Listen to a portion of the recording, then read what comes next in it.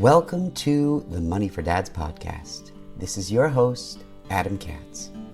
This podcast is for dads like you and me who want to save on everything, stretch your paycheck, and spend more time with your family. I don't want you or your spouse to be forced anymore to pick up extra shifts, take second jobs, work overtime, or sacrifice necessities just to pay your bills. I want you to be able to choose how you spend your time while giving your kids the most amazing childhoods possible. And that's why I created this podcast.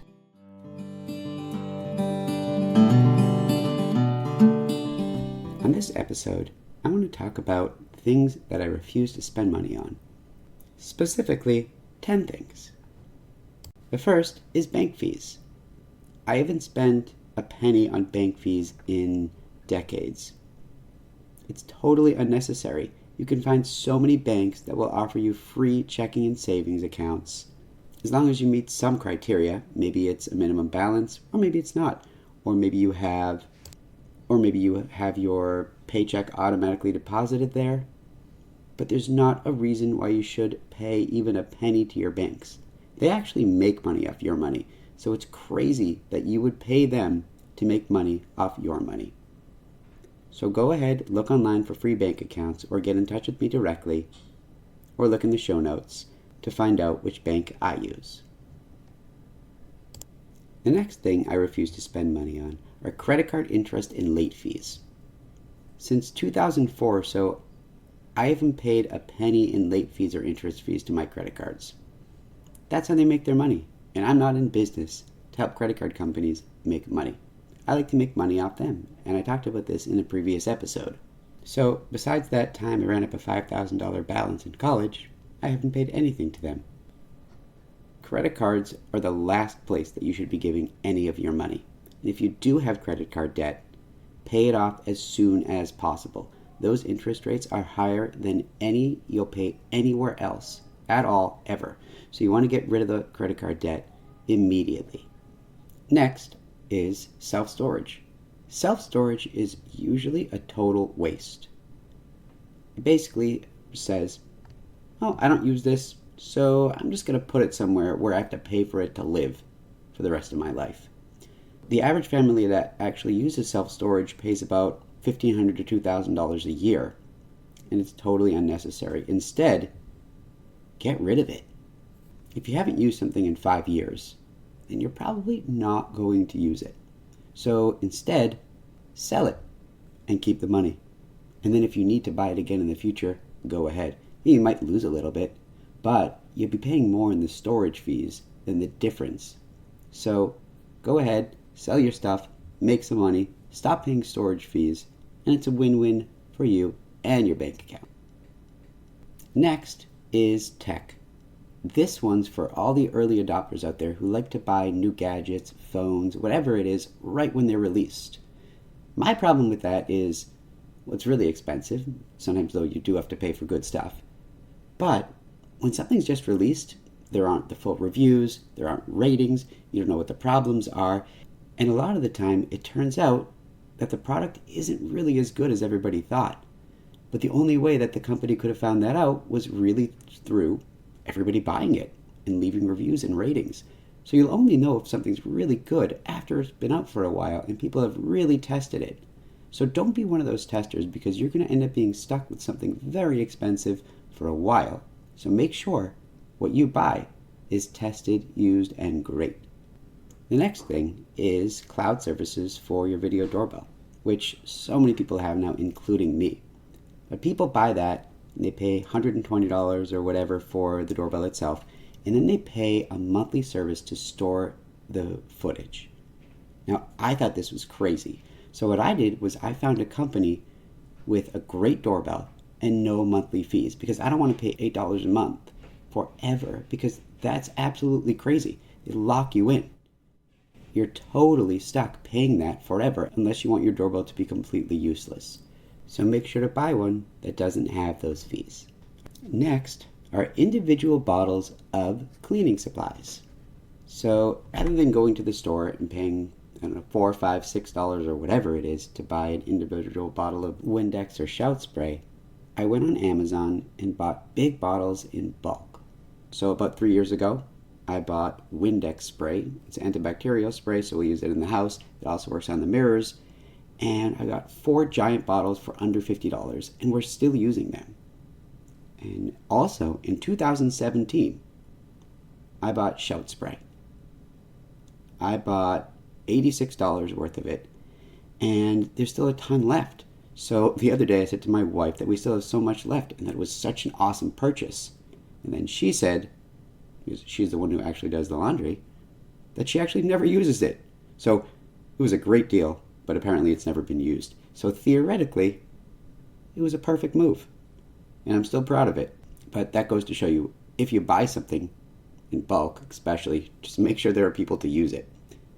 The point, though, is that it's so much cheaper to buy this in bulk online rather than buying individual bottles anywhere else. It'll save you money guaranteed as long as you'll actually be using the cleaning solution. This brings me on to the next point, buying in bulk. Anything that I can buy in bulk, I do, because it's always cheaper to buy in bulk, again, as long as you use it. But you can, just like I talk about in my book a lot, grocery stores, Costco, Amazon, Walmart, anywhere where you can buy whatever it is in a big box, then go ahead and do it. It'll definitely be worth it. Our pantry is always stocked with food because I find great deals, and we use it all, usually. But the point is, keep an eye open and look for whatever it is you need or you usually use in bulk. You'll definitely save money. The next idea is a bit of a touchy topic, soda and juice. It's touchy because people love it and they love spending money on it, but it's unbelievably awful in every way. Soda and juice, yes, even juice, is total garbage. Not only that, but it's really expensive. So if you want to save money, cut that out. We don't have that stuff in my house. Maybe a little bit of orange juice here and there for the kids as a prize, but it saved us a lot of money and made us so much healthier. Our kids never drink soda, and neither do I. I've always hated it, which makes it much easier to save money on it, but it's definitely been beneficial to our family in many ways to not buy any of that. The second to last idea here is one that I've discussed on other podcasts and throughout my book, because it's about values on some level. And it's about luxury, fancy brands of clothing, or anything. It's not worth it. If you're listening to this podcast, it's surely not worth it for you and your family to have that. And you're also sending a message to your kids about what's important in life. They don't need Gucci or Armani, anything.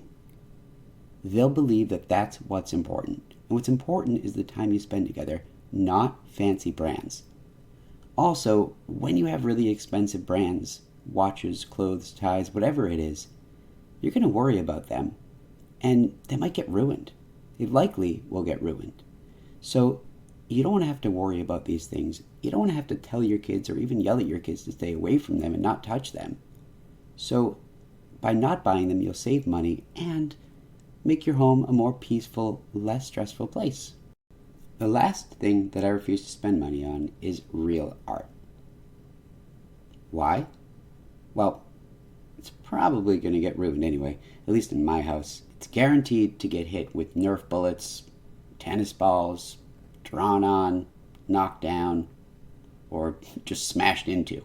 But it will get ruined. So not only that, but you'll have to pay to insure it if it's actually valuable. And you'll have to worry about it. Why add that stress into your life and that expense? So I'll give you an example here. Just after college, I went on a cruise around Europe. Found a really inexpensive one. It was 2 weeks, $550 around the Mediterranean. I went with a friend of mine. And on that cruise, there was an art auction. And I didn't want to spend much money, and I was sure the prices were inflated. Plus, I was about to go embark on a solo backpacking trip for a week in France, so I didn't want to carry it. So I didn't buy anything. But one of the artists was named Romero Brito, and I actually really liked his work. So I wrote his name down, and when I got home, I went on Amazon. I bought a print for $10 in an inexpensive frame, and now it's been up for around 20 years. I actually still love seeing it. My kids love it. My wife loves it. It was a total victory. So if you like some art, or you like an artist, go online, get an official print like I did for cheaper, and you can display it forever without any worry or big expense. Thank you so much for listening to my podcast. To help you get started on your journey to stretch your income, save on everything, and spend more time with your family, you should visit my website, moneyfordads.com, and download the Money for Dads Starter Kit for free. In the kit is the Money for Dads amazing and simple budget template, which auto-calculates everything. It's so easy to use. And you'll also get my 11 money-saving tips guaranteed to change your life. They're philosophies that I use that have helped me to stretch my family's income as much as I have. So if you like this podcast, then subscribe. And if you think that it could help somebody else, a friend of yours, share it with them. I'd love to be able to help more people. And even better, which would help get the word out even more about this podcast, give it a review and a rating. I read all reviews, and I'd love to hear how the podcast helps you. So go to your favorite podcast player, Apple Podcasts, Spotify, whichever one you use, and give it a review and a rating now. The more reviews that I have, the more we can share these ideas with the world, build the Money for Dads community, and help more dads spend more time with their families. Also, if you write a review, I'll probably give it a shout out on a future podcast. Thanks again for listening, and have an awesome rest of the day.